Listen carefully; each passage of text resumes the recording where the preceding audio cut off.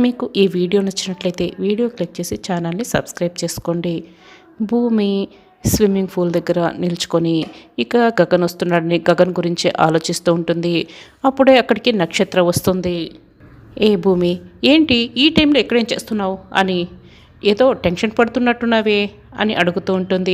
నేనేం చేస్తే నీకెందుకు, వెళ్ళు అని భూమి చెప్తుంది. అదేంటి భూమి అలా అంటున్నావు?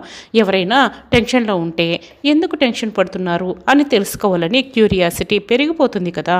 నేనైతే ఇప్పుడు చాలా హ్యాపీగా ఉన్నాను. నేను ఇప్పుడు ఎంత ఆనందంగా అంటే అంత ఆనందంగా ఉన్నాను. ఆ ఆనందంతో నాకు నిద్ర కూడా రావటం లేదు. ఆ ఆనందం ఎందుకని అడుగు, నేను చెప్తాను. అలాగే నీ టెన్షన్ కూడా ఏంటో చెప్పు అని నక్షత్ర చెప్తుంది. రేపు గగన్ గారు వస్తున్నారు చాలా అని భూమి చెప్తుంది. దానికి నువ్వెందుకు టెన్షన్ పడుతున్నావు? బాగా వస్తుంది నా కోసం కదా అని నక్షత్ర ఇక సిగ్గుపడుతూ చెప్తూ ఉంటే భూమి అయితే షాక్ అయ్యి చూస్తూ ఉంటుంది. ఏంటి నీకోసమా అని అడుగుతూ ఉంటుంది. అవును, నా కోసమే వస్తున్నాడు. అయినా ఎందుకు అందరూ ఇంత షాక్ అవుతున్నారు? మా రెండు ఫ్యామిలీలు కొట్టుకు చేస్తున్నాయి కదా. ఇలాంటి టైంలో మేమిద్దరం ప్రేమించుకుంటున్నామంటే అందరికీ కొంచెం టెన్షన్గానే ఉంటుంది. కానీ అదే కదా థ్రిల్లు. సినిమాల్లో చూడడం లేదా? ఇలాంటి లవ్ స్టోరీలన్నీ కూడా సూపర్ డూపర్ హిట్. అలాగే రేపు మా లవ్ స్టోరీ కూడా సూపర్ డూపర్ హిట్ అవుతుంది. చూస్తూ ఉండు అని నక్షత్ర చెప్తుంది. నీకేమైనా పిచ్చా? ఆయన నీకోసం వస్తున్నారని ఎవరు చెప్పారు నీతో అని భూమి చెప్తుంది. ఎవరైనా ఎందుకు చెప్పాలి? ఆయన వస్తున్నారు అంటే నాకు ఆ మాత్రం తెలియదా ఏంటి? మేమిద్దరం ఎంతైనా ప్రేమించుకుంటున్నాం కదా. నాకు సర్ప్రైజ్ ఇవ్వటానికి నాకు తెలియకుండా వస్తున్నాడు. అయినా కూడా నాకు తెలిసిపోయింది అని నక్షత్ర అయితే సిగ్గుపడుతూ చెప్తూ ఉంటుంది. నీ సోదీని ఓపిక నాకు లేదు, వెళ్ళి ఇక్కడి నుంచి అని భూమి కోప్పడుతుంది. ఏంటి అంత చిరాకు పడుతున్నావు? ఓ, మా బావ నా కోసం వస్తున్నాడని నువ్వు తట్టుకోలేకపోతున్నావా? రేపు నీకే తెలుస్తుందిలే. వచ్చి నేను ప్రేమించేది నక్షత్రని అని అందరి ముందు చెప్తాడు. ఆ మాట విని రేపు అందరూ షాక్ అవుతారు. వాళ్ళతో పాటే నువ్వు కూడా షాక్ అవుదులే. అయినా కూడా బావ నా కోసం వస్తున్నాడు అంటే నువ్వెందుకు టెన్షన్ పడుతున్నావు? అంటే నీకు కూడా బావ మీద క్రష్ ఉందా ఏంటి? అలాంటిది ఏమైనా ఉంటే ఈ క్షణమే కట్ చేసుకో, లేకపోతే రేపు డిసప్పాయింట్ అవుతావు. అయినా నా ఎగ్జైట్మెంట్ నేను ఎంజాయ్ చేద్దామని వస్తే ఏడుపు ముఖంతో నువ్వేంటి, వెళ్ళు మర్యాదగా ఇక్కడి నుంచి వెళ్ళిపో అని నక్షత్ర భూమితో చెప్తుంటే నీ పిచ్చిని భరించే కన్నా ఇక్కడి నుంచి వెళ్ళటమే మంచిది. నీకో దండం అని దండం పెడుతూ భూమి అక్కడి నుంచి వెళ్ళిపోతుంది. హ్యాండ్సమ్ బావని నేను పడేశానని జలసి దేనికి అని నక్షత్ర అనుకుంటుంది. ఏమే సౌందర్య, నాకు బాగా ఆకలిస్తుంది అని వెంకటేష్ అడుగుతూ ఉంటాడు. ఏమండి, ఇందు వంశీ కూడా రానివ్వండి, అందరం కలిసి భోంచేద్దాం.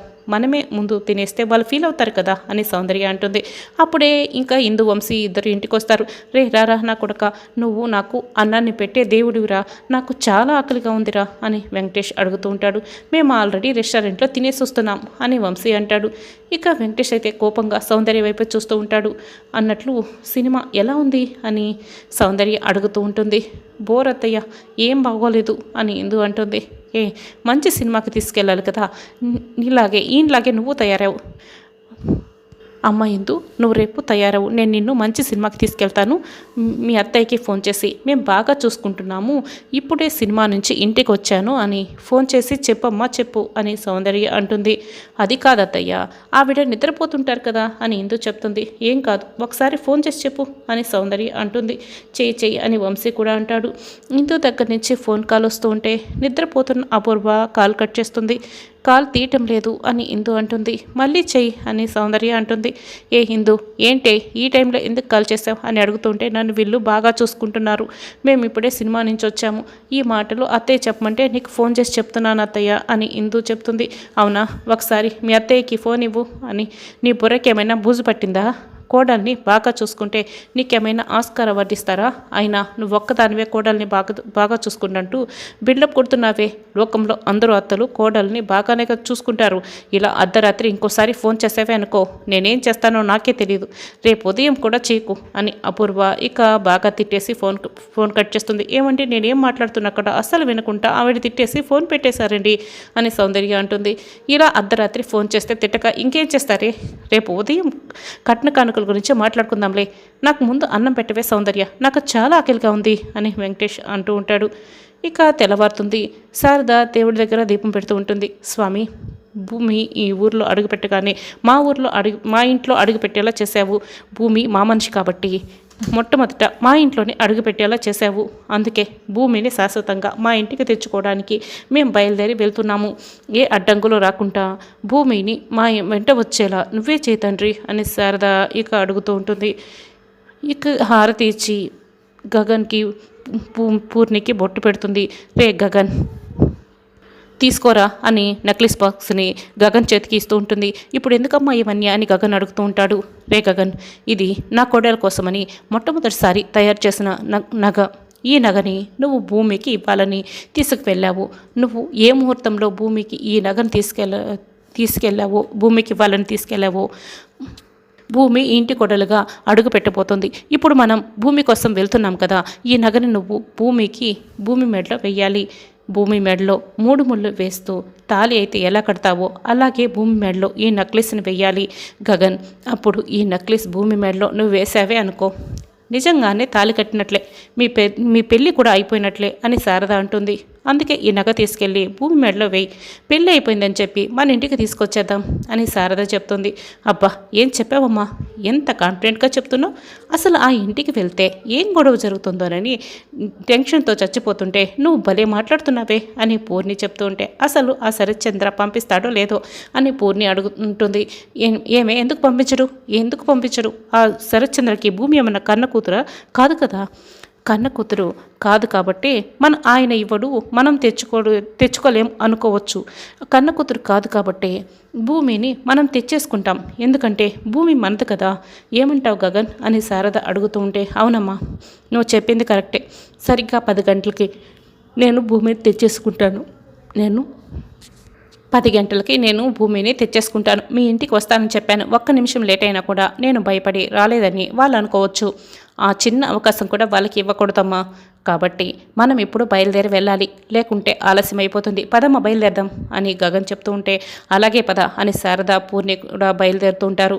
భూమి బాల్కనీలో పడి చాలా ఇక ఆలోచిస్తూ కంగారు పడిపోతుంటుంది. భూమి ఏం ఆలోచిస్తున్నావు మా కేపీ అక్కడికి వస్తాడు. ఏం చేయను మామయ్య, ఒకవైపు ప్రాణం ఇచ్చిన తండ్రి, ఇంకోవైపు ప్రాణానికి ప్రాణంగా ప్రేమిస్తున్న గగన్ గారు. ఒకరేమో నా భర్త, ఇంకొకరేమో నా కన్న తండ్రి. ఇద్దరు నాకు 2 కళ్ళతో సమానం. ఒకరి కోసం ఇంకొకరిని నేను ఎలా వదులుకోగలను? నాకు ఇద్దరు కావాలి. గగన్ గారు రాకుండా మనం చేసిన చివరి ప్రయత్నం కూడా వృధానే అయిపోయింది కదా మామయ్య. ఆయన రాకుండా అయితే మనం అడ్డుకోలేకపోతున్నాం. ఏం చేయాలో అర్థం కావడం లేదు అని భూమి చెప్తుంది. చూడమ్మా భూమి, నేను రాత్రంతా ఆలోచించి ఒక నిర్ణయం తీసుకున్నాను. నేను చెప్పినట్లు చేస్తే సరిపోతుందమ్మా. నువ్వు గగన్తో వెళ్ళిపో అని కృష్ణప్రసాద్ అంటాడు. భూమి అయితే షాక్ అయి చూస్తూ ఉంటుంది. ఏం మాట్లాడుతున్నారు మామయ్య? నేను గగన్ గారితో వెళ్ళిపోవాలా? నేను దేనికోసమైతే వెతుక్కుంటూ వచ్చానో ఆ నాన్నని వదిలేసి వెళ్ళిపోవాలా అని భూమి అడుగుతుంటే, అవునమ్మా తప్పదు. ఎందుకంటే ఇప్పుడు గగన్ నీ కోసం నిన్ను తీసుకువెళ్ళటం కోసం వస్తున్నాడు. ఇప్పుడు గగన్ అపార్థం చేసుకొని తిరిగి ఒంటరిగా వెళ్ళిపోయాడు అనుకో, నువ్వు జీవితాంతం గగన్తో జీవించాల్సిన దానివి. ఈసారి గగన్ అపార్థం చేసుకున్నాడు అంటే ఇక నువ్వు జీవితంలో గగన్కి దగ్గర కాలేవు. గగన్ వెళ్ళిపోగానే మీ నాన్న నీకు వేరొక సంబంధం చూసి పెళ్లి చేసేస్తాడు. నువ్వు అప్పుడు అది భరించగలవా, పెళ్లి చేసుకోగలవా అని కేపీ అడుగుతూ ఉంటాడు.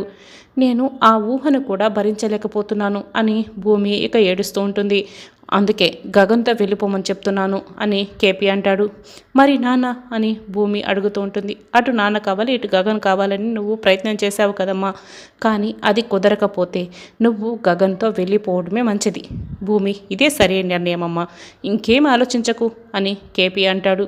మరి నాన్నను వదులుకోవాలా మామయ్య అని భూమి అడుగుతూ ఉంటుంది. వదులుకుంటే వదిలిపోయేది కాదమ్మా, తండ్రి కూతుర్ల బంధం. నువ్వు కూతురివి అన్న నిజం తెలిసిన రోజు నువ్వు ఎక్కడ ఉన్నా సరే వెతుక్కుంటూ ఆయన వస్తాడు, నీకు దగ్గర అవుతాడు అని కేపీ అంటాడు. నిజమా మామయ్య, నాన్న నిజంగా నా కోసం వెతుక్కుంటూ వస్తాడా అని భూమి అడుగుతూ ఉంటుంది. అవునమ్మా, కాలం అయితే మీ తండ్రి కూతుర్ల బంధాన్ని కాస్త దూరం చేస్తుందేమో, కానీ అది శాశ్వత దూరం మాత్రం కాదు. కాబట్టి నా మాట నమ్మమ్మ, నువ్వు గగన్తో వెళ్ళిపోవడమే మంచిది అని కేపీ అంటూ ఉంటే, మీ మాట నమ్మి మీ మాటపై నమ్మకం ఉంచి నేను గగన్ గారితో వెళ్ళిపోతాను మామయ్య అని తన నిర్ణయాన్ని చెప్తుంది. ఇక ఫైనల్గా భూమి గగన్తో వెళ్ళిపోవడానికి సిద్ధమవుతుంది. నక్షత్ర బట్టలు నగలని సూట్ కేసులో పెట్టుకుంటుంది, సర్దుకుంటూ ఉంటుంది. అప్పుడే గోరింటాకు పిన్ని అక్కడికి వస్తుంది. ఏంటమ్మా నక్షత్ర, ఏం చేస్తున్నావు అని అడుగుతూ ఉంటే కళ్ళు కనపడడం లేదా, గగన్ బావ నా కోసం వస్తున్నాడు కదా, అందుకే గగన్ బావతో వెళ్ళిపోవడానికి ఇదిగో నగలు బట్టలు అన్నీ సర్దుకుంటున్నాను అని నక్షత్ర అంటుంది. నీకు పిచ్చి పట్టిందే, బాగా పిచ్చి పట్టింది. ఆ గగన్ గాడు వస్తున్నది భూమి కోసం, నీ కోసం కాదు అని చెప్తుంటే నీకే పిచ్చి పట్టింది, నాకు కాదు. అయినా నువ్వు ఎవరినైనా ప్రేమిస్తే కదా, మనసు పడితే కదా నీకు తెలిసేది. అందుకే నువ్వు ఇలా పెళ్ళి కాకుండా ఉన్నావు. మా గగన్ బాబు వస్తున్నది నా కోసమే. మేమిద్దరం ఒకరినొకరు ప్రేమించుకుంటున్నాం. గగన్ బాబు రాగానే నేను సూట్ కేసు పట్టుకొని వెళ్ళిపోతాను అని నక్షత్ర అంటుంది. ఇక డోర్ ఓపెన్ చేయగానే అక్కడ అపూర్వ ఉంటుంది. నక్షత్ర వైపు, ఆ సూట్ కేసు వైపు కోపంతో చూస్తూ ఉంటుంది. నేను చెప్పాను కదా అపూర్వ, నువ్వే నమ్మలేదు. ఈ నక్షత్ర ఆ గగన్ గారిని ప్రేమిస్తోంది. ఇప్పుడు నువ్వు నీ చేతులతో నువ్వు చెవులతో విన్నావు కదా, ఇప్పుడు చెప్పు దీని సంగతి అని గోరింటాకు పిన్ని బాగా నక్షత్రాన్ని ఇరికిచ్చేస్తుంది. ఇక అపూర్వ అయితే కోపంగా రగిలిపోతూ నక్షత్ర వైపు చూస్తూ ఉంటుంది. నక్షత్ర అయితే బాగా కంగారు పడుతూ ఉంటుంది.